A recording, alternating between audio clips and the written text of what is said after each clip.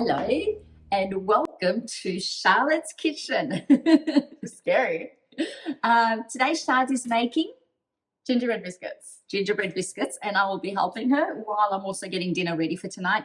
I'm just making chicken schnitzel, and I'm using the sauce that I made last week that I put in the freezer.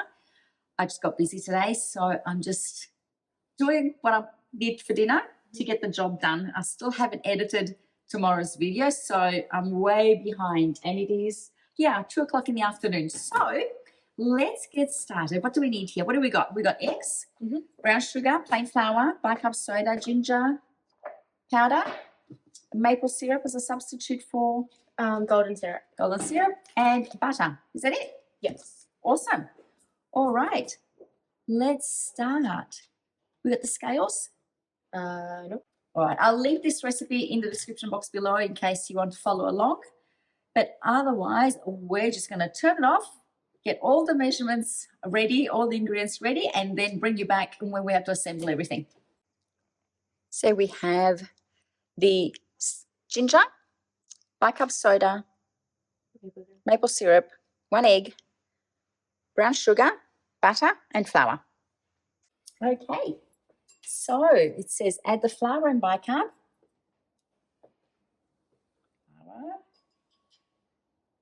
Bicarb. Ginger. Add the cold cubed butter to the bowl.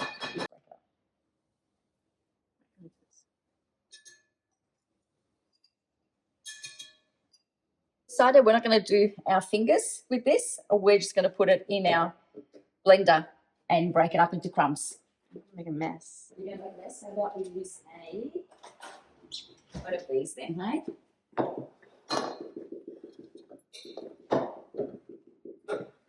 We'll just pour it straight in. I was. Yeah. No. Yeah, you were ready to go. I was like, nah, not quite. Right. How is this? Why come I'm doing this? You're supposed to be baking, not me. You're taking charge. Take charge. All right, here you go. Put the lid on it properly so it doesn't fly over it.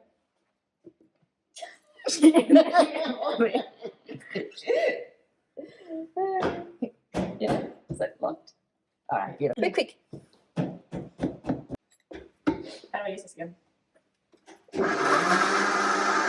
Hey, and then rub together, mix the sugar into the mixture and combine, and then add the golden syrup and egg. I feel like what are those? The Kardashians, where the daughter doesn't know how to cut the cucumber. Who's that? Unbelievable. Mean. You told me to use this one and then you grabbed the metal one.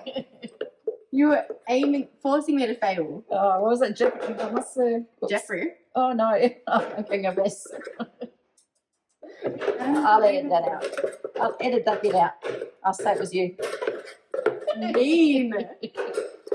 Oh. Hey, I'm comparing you to, what's her name? Kendall. Kendall. She's gorgeous. So, all right. And then add the sugar in the mix, and then the golden syrup and egg. Golden syrup or egg first? Golden syrup, then egg,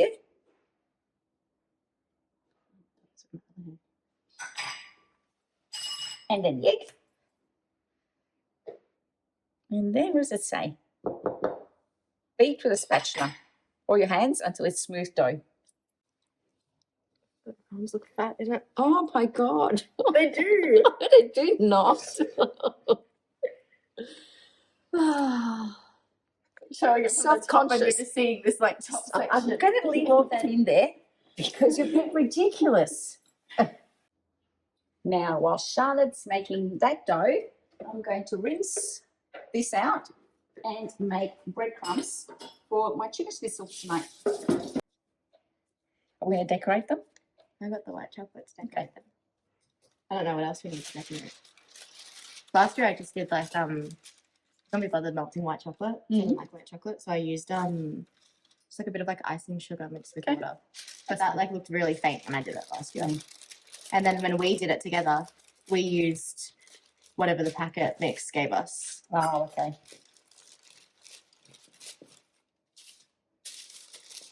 That looks better. I think you're supposed to roll it, not stretch it. Well, Roll it. it's easier this way. Yes, but you stretch it. It's easier this way. Otherwise, you get grooves in it. Okay. You go like that, and then it goes like. Okay. My viewers who are good bakers are going to be rolling their eyes at the stretching technique. There you go.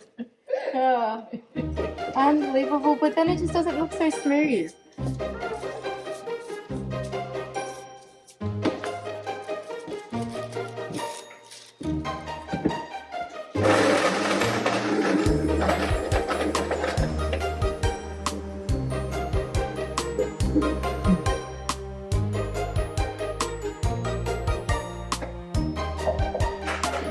Should be enough.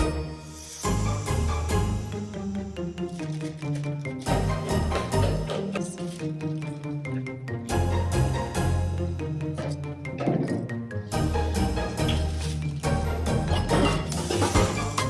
I guess.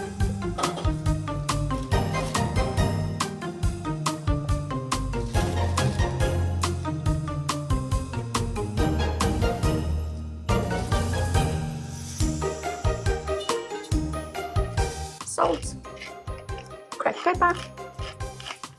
In the eggs, I have the plain breadcrumbs and the flour. I'm making a simple, very simple chicken schnitzel today. Sometimes I'll put like herbs in it. I might do that now. Maybe a little bit of chili. Blend it up. Very simple process. I just dump it in flour. I'm sure you've seen people make schnitzel and you all know how to make it yourself. I just have plain flour. And what I've done is I just buy chicken breast and then I slice it myself into the thickness that I want, which is about 1 centimetre, half a centimetre to 1 centimetre. And then they said dunk with one and dip with the other. Dunk with one and dip with the other. And I always forget which hand is doing what. Okay, so dunk with that one and pat with the right one. And I like it to be really well coated because then that makes them really crispy and delicious. Perfect, look at that. Good job. Wow. Well done. Okay. The flour ones look bad. Hey, they'll be fine. They'll be fine. And the others are a little bit sunburned, and those have got a bit of snow on them.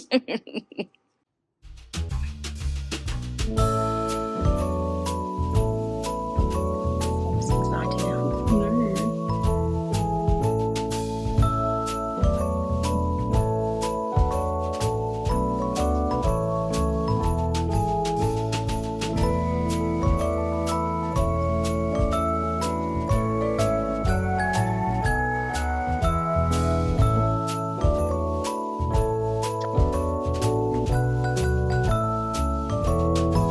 Beautiful. Turn around. Wow. That's fabulous. Well done, sweetie. Smile. Right. Back by popular demand, we have Kevin to talk to us about how we have two children born on the same day. They're not twins, except that they were born on the same day, but they're siblings born on the same day, separated by 4 years. I think I've said it so many times now that they're born on the same day. And they hate it. They don't like having to share a birthday. When they were younger, probably not so bad. As they've gotten older, especially to the more significant birthdays, they've kind of begrudged it a little. Yeah.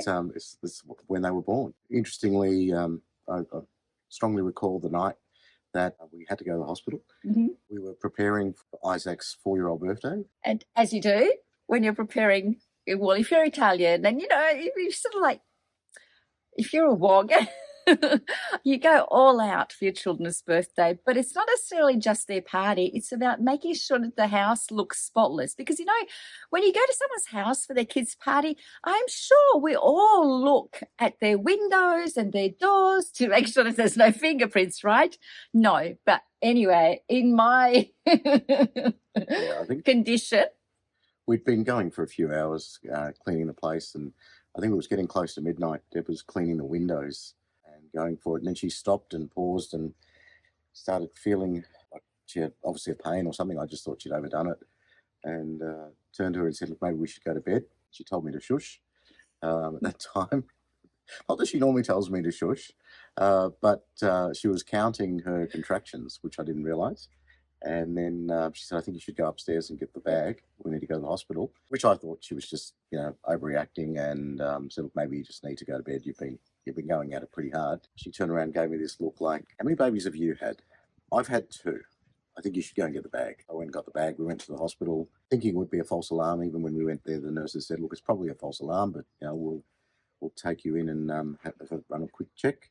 Only to find that Deb was fully dilated, and a few hours later, Charlotte was born. So that was a pretty eventful night.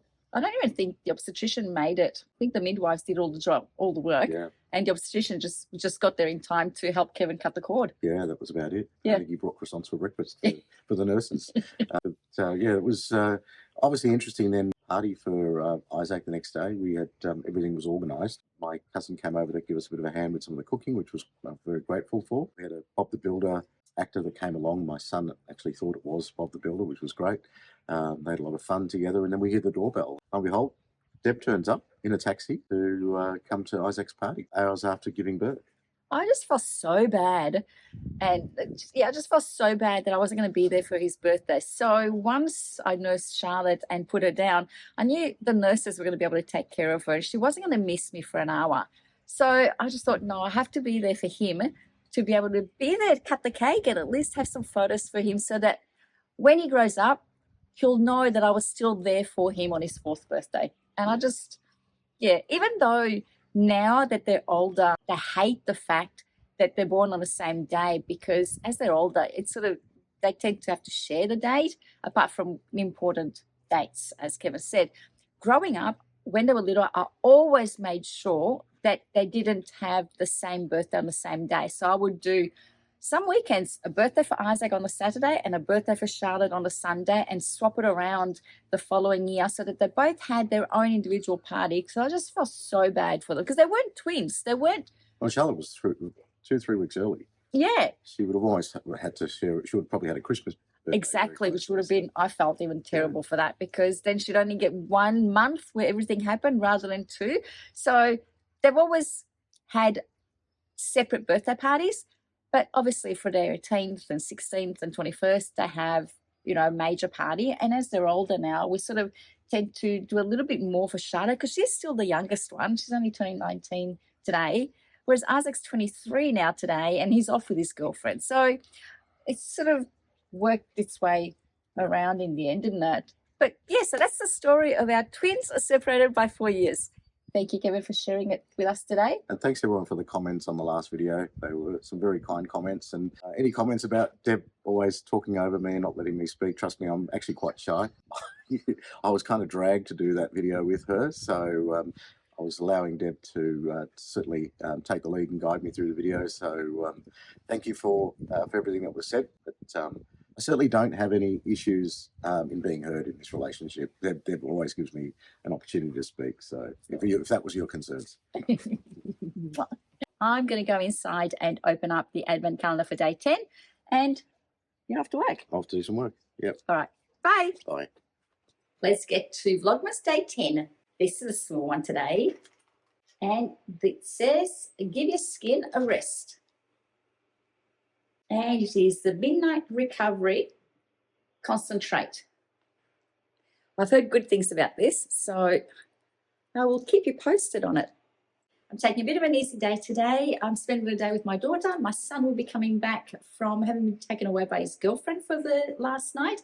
So I'm taking my daughter out for lunch and then just basically enjoying her presence today. And then we're going to go out as a family tonight. So I'm all dressed up. I'll insert the outfit of the day on the right here. I'm wearing the striped dress that I bought from Target, a Portman's blazer, a necklace, and then just some sneakers on my feet. All set and ready to go. Thanks for watching, and I will see you tomorrow. Bye.